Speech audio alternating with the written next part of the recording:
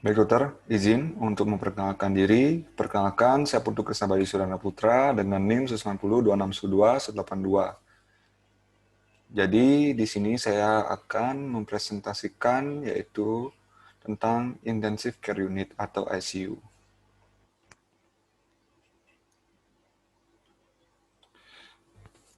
Yang dimana untuk definisinya sendiri, Intensive Care Unit atau ICU adalah satu bagian dari rumah sakit yang mandiri atau instalasi di bawah direktur pelayanan dengan staf yang khusus dan perlengkapan yang khusus yang ditujukan untuk observasi, perawatan, dan terapi pasien-pasien yang menderita penyakit, cedera, ataupun yang mengancam nyawa, atau potensial yang mengancam nyawa dengan prognosis duibia.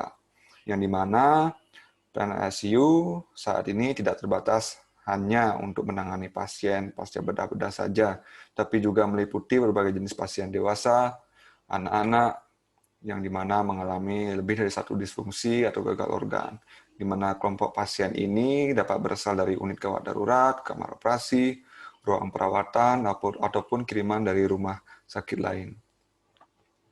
Di mana ilmu yang diaplikasikan dalam pelayanan ICU pada dekade terakhir ini telah berkembang sedemikian rupa, sehingga telah menjadi cabang ilmu kedokteran sendiri, yaitu Intensive Care Medicine.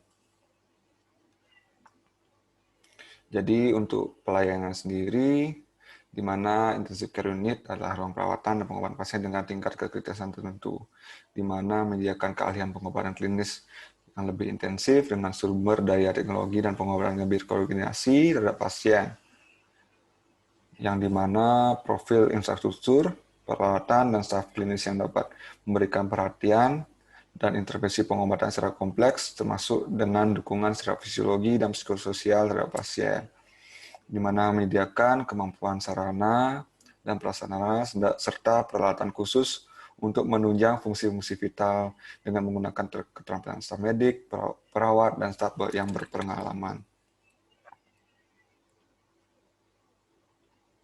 Yang di mana dari pelayanan ini, di mana juga dapat mendiagnosis dan menemukan penyakit akut yang mengancam nyawa dan dapat menimbulkan kematian beberapa menit sampai beberapa hari.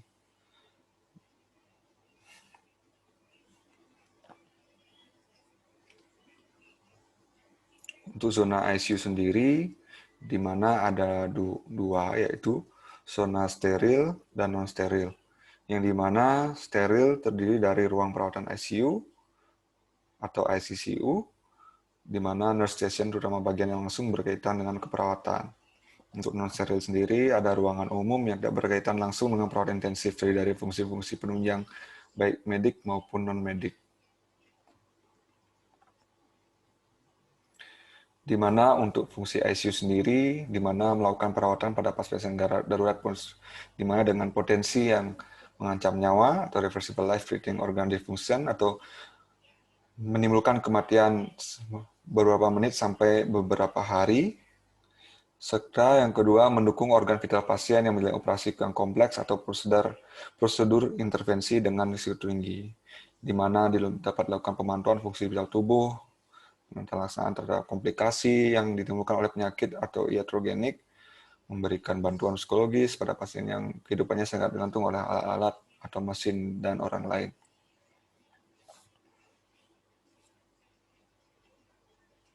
Di sini merupakan alur dari kegiatan ICU, di mana pasien bisa berasal dari instalasi gawat darurat, bisa dari instalasi bedah, bisa dari instalasi rawat inap, yang di mana pasien tersebut akan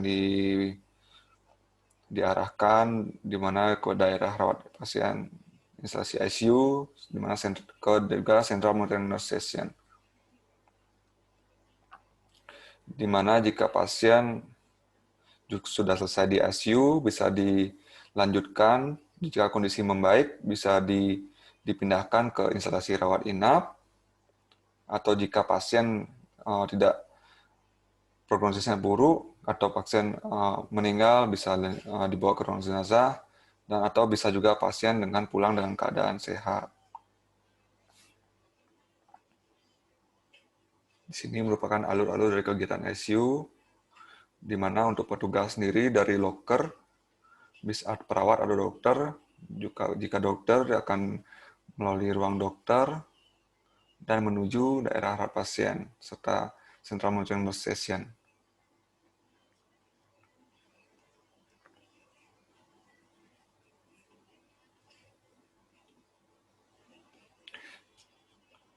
Jadi untuk kebutuhan ruang ICU sendiri, yang pertama dibutuhkan ruang administrasi, yang kedua ruang untuk tempat tidur pasien, ruang isolasi pasien, yang keempat ada pos sentral perawat, ada ruang stasi perawat, yang kelima ruang dokter jaga, yang keenam ruang istirahat petugas, yang ketujuh itu pantry, yang ke-8 ruang penyimpanan alat medik, bisa dengan tentunya ada ruang kios kotor, yang 10 ada ruang kepala ruangan ICU, yang ke-11 ada parkir troli, ruang ganti penunggu pasien, dan ruang ganti petugas, ruang tunggu keluarga pasien, yang dimana berada di luar wilayah ICU, koridor untuk kebutuhan pelayanan, janitor atau ruang cleaning service, toilet petugas medik, ruang penyimpanan silinder gas medik, toilet pengunjung atau penunggu pasien.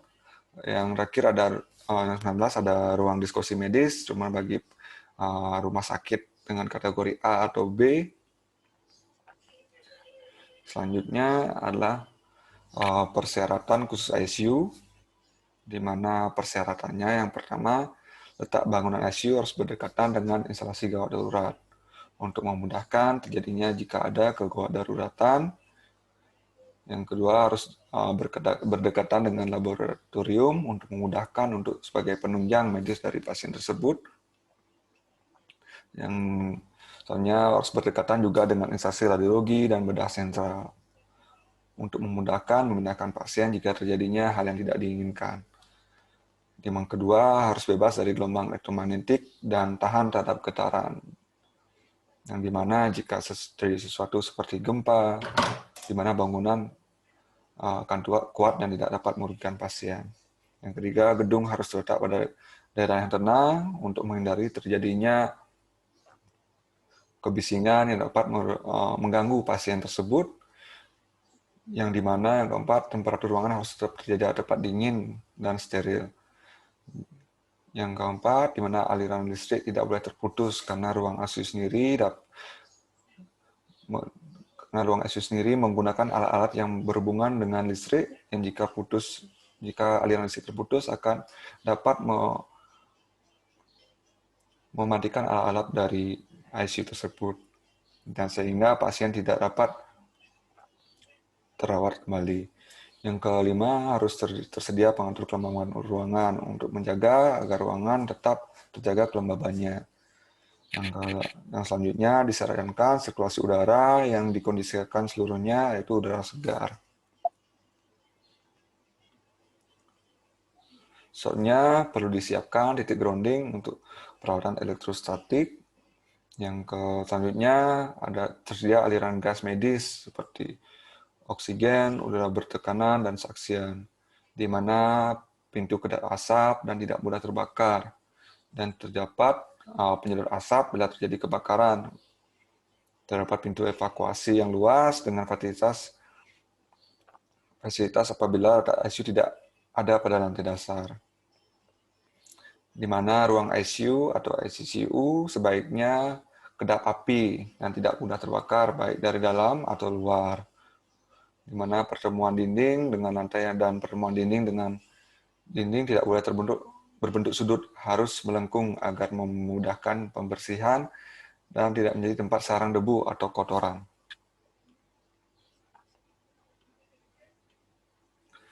Jadi berikut merupakan jenis-jenis ruang ICU. Yang pertama ada ICU, ada HCU, ada ICCU, ada NICU, dan PICU. Berikut selanjutnya saya akan menjelaskan lebih detail dari jenis ruangan ICU-nya. Yang pertama ICU atau kepanjangannya dari Intensive Care Unit, di mana ruang khusus bagi pasien kritis yang dimana memerlukan perawatan intensif dan pengawasan terus-menerus. Di mana untuk pasien ICU sendiri diindikasikan pada pasien dengan major trauma atau luka yang lumayan besar atau parah, di mana luka bakar parah, di mana yang ketiga gagal nafas, yang keempat pasien usai transplantasi organ, operasi kardiotoraks, tulang punggung kompleks, dan operasi lainnya. Yang di mana pasien kesadarannya juga menurun, bisa diindikasikan ke ICU. Untuk selanjutnya ICU, di mana High Care Unit, di mana pelayanan ICU sendiri berada di bawah ICU sebelum pasien dikembalikan ke ruang inap. Jadi jika pasien diperlukan dari pasien yang di mana pasien ada perbaikan kondisi, namun masih memerlukan pengawasan ketat dari tenaga medis, maka akan dialihkan ke HCU terlebih dahulu sebelum dipindahkan ke ruangan atau dipulangkan. Seperti itu. Selanjutnya ada ICCU, di mana pada pasien itu atau kepanjangannya yaitu Intensive Coronary Care Unit, di mana ruang khusus bagi pasien kritis gagal jantung dengan gangguan jantung, di mana ICCU merupakan pelayanan jantung dan pembuluh darah di rumah sakit, di mana untuk indikasinya pasien dengan jantung koroner, pasien dengan serangan jantung, pasien dengan gangguan irama jantung yang berat, yang terakhir ada pasien dengan gagal jantung. Selanjutnya neonatal intensive care unit, di mana neonatal sendiri yang kita ketahui bayi yang baru lahir, di mana merupakan pelayanan didefinisikan merupakan pelayanan yang khusus bagi bayi baru lahir atau yang memiliki kesulitan atau gangguan. Di mana indikasi pertama itu bayi prematur berusia 23 atau 24 minggu hingga 40 minggu yang biasanya memiliki sistem pencernaan normal. Yang kedua, bayi dengan kasus yang sangat buruk akan dikirim ke PICU atau Pediatric Intensive Care Unit untuk mendapatkan penanganan kegawat daruratan. Selanjutnya PICU, Pediatric Intensive Care Unit, yang dimana merupakan pelayanan bagi bayi yang tidak diambil oleh NICU, yang dimana memiliki kebutuhan yang penanganan gawat darurat atau kebutuhan khusus, di mana di sini diperuntukkan bagi anak yang memiliki penyakit kronis, yang dimana memerlukan penanganan di bidang anak-anak hingga rentang usia 18 tahun atau sesuai kebijakan dari rumah sakit itu sendiri. Contoh, di mana pasien dengan kelainan bawaan yang baru dioperasi ketika dewasa.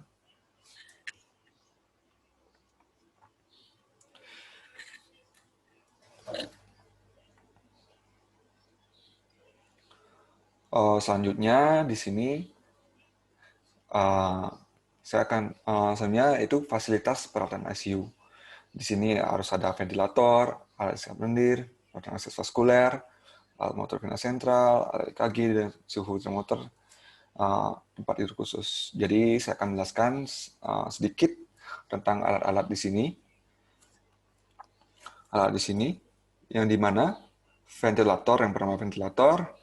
Jadi ventilator adalah mesin yang berfungsi untuk menunjang untuk membantu pasien dalam pernapasan. Jadi ventilator seringkali dibutuhkan untuk pasien yang tidak dapat bernafas sendiri.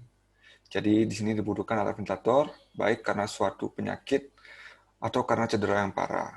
Tujuannya dari alat ini adalah agar pasien dapat asupan oksigen yang cukup. Jadi jika ada pasien yang tidak bisa nafas spontan, bisa dibantu dengan ventilator supaya pasien tidak kekurangan oksigen dan mendapatkan oksigenasi yang cukup. Jadi melalui ventilator, pasien yang sulit bernafas mandiri dapat dibantu untuk bernafas dan mendapatkan udara layaknya bernafas secara normal, di mana mesin ventilator akan mengatur proses menghirup dan menghembuskan nafas pada pasien secara otomatis yang akan diatur oleh mesin itu sendiri. Mesin ventilator akan mengatur proses menghirup nafas pada pasien, di mana ventilator akan memompa udara selama beberapa detik untuk menyalurkan oksigen ke paru-paru pasien, lalu berhenti berpompa agar udara keluar dengan sendirinya dari paru-paru. Selanjutnya alat isap lendir atau bisa disebut dengan suction pump, di mana alat isap sendiri bertujuan untuk menjaga jalan nafas agar tetap bersih, atau airway maintenance apabila pasien tidak mampu batuk efektif, adanya aspirasi. Yang kedua, untuk membersihkan jalan nafas atau bronchial toilet apabila ditemukan pada auskultasi terdengar suara nafas yang kasar atau ada suara nafas tambahan. Juga ada sekresi mukus pada saluran pernafasan. Yang ketiga, apabila klinis memperlihatkan adanya peningkatan beban kerja sistem. Yang ketiga, pengambilan spesimen untuk pemeriksaan laboratorium. Yang keempat, bisa gunakan untuk sebelum dilakukan radiologis ulang untuk evaluasi. Di mana juga untuk mengetahui kepapinan dari pipa endotrakeal. Jadi intinya alat isap ini untuk membantu jalan nafas supaya tidak ada benda yang menghalangi jalan nafas tersebut, bisa dilakukan pengisapan. Misalnya ada lendir yang menghalangi, jadi alat isap lendir tersebut bisa digunakan untuk menghilangkan apa yang menghambat dari jalur pernafasan tersebut. Selanjutnya, peralatan akses vaskuler.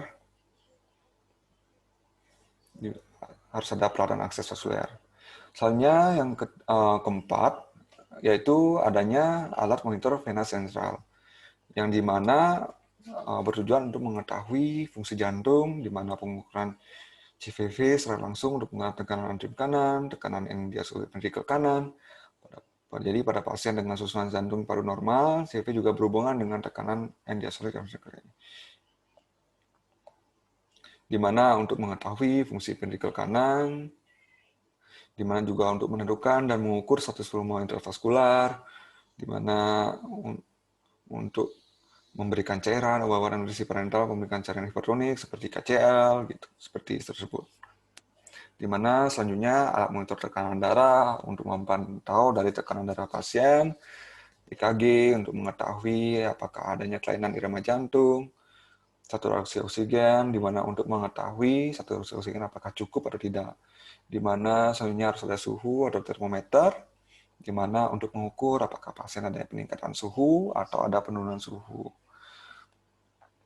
Di mana harus ada tempat tidur khusus yang digunakan untuk ICU pada perawatan, tempat tidur yang digunakan pada perawatan pasien yang memerlukan kemiringan tertentu untuk mencegah terjadinya komplikasi. Selanjutnya ada defibrilator, yang dimana yang kita ketahui, jadi defibrilator adalah alat yang memberikan energi kejut listrik yang tinggi untuk jantung melalui dinding dada seseorang yang mengalami cardiac arrest. Jadi energi kejut listrik ini disebut dengan defibrillation dan merupakan hal yang sangat esensial dalam markas kardiopulmonari resusitasi atau CPR. Jadi ada CPR atau RJP sendiri. Jadi CPR sendiri merupakan intervensi yang berdasarkan algoritma yang bertujuan untuk mengembalikan fungsi jantung sendiri yang berhubungan dengan paru-paru dan jantung. Selanjutnya ada alat pengatur suhu pasien supaya suhu pasien menjadi stabil. Selanjutnya ada peralatan drain thorax, yang dimana peralatan drain thorax, jadi peralatan drain thorax sendiri digunakan pada pasien kasus seperti pneumotoraks, hemotoraks, erupsi pleura, emphysema, dan seperti tersebut. Jadi adanya udara atau cairan dalam kapung intrapleura dapat menghambat ekspansi paru saat bernafas, sehingga pasien dapat mengalami sesak nafas, bahkan hipoksia. Jadi dengan pemasangan kateter interkostal dapat mengembalikan tekanan negatif intrapleura, sehingga paru dapat kembali mengembang dan luasa, sehingga oksigenasi pada pasien tersebut cukup dan pasien tidak kekurangan oksigen. Selanjutnya ada pompa infus, yang dimana infus atau infus pump, yang dimana infus pump itu adalah alat medis atau alat kesehatan yang berfungsi untuk membantu proses penginfusan, di mana untuk memasukkan cairan ke dalam tubuh pasien dengan penggunaan waktu sehingga juga jumlah tertentu supaya tertakar dengan baik jumlah cairan infus yang diberikan kepada pasien. Soalnya ada pompa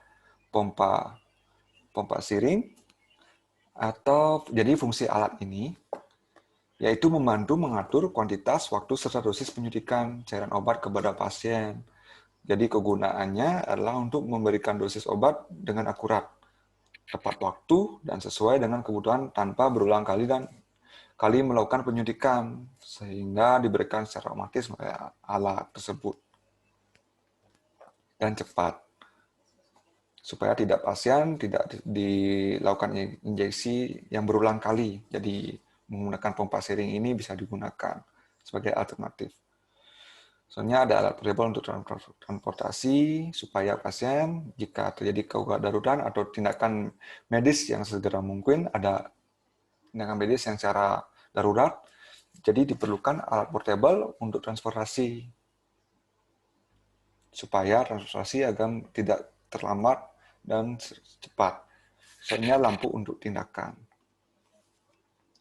Jadi alat keperawatan di ruang ICU ada kasur degubitus, yang kedua ada kasur seperti biasa, yang tiga central monitor, yang keempat alat mengukur kelembaban di udara ruangan, troli emergency, Jackson rest, standar infus suction portable, set luka, yang 10 ada breathing circuit reuse untuk dewasa, breathing circuit reuse infant, yang ketiga 12 ada back valve mas dewasa, back valve mas anak.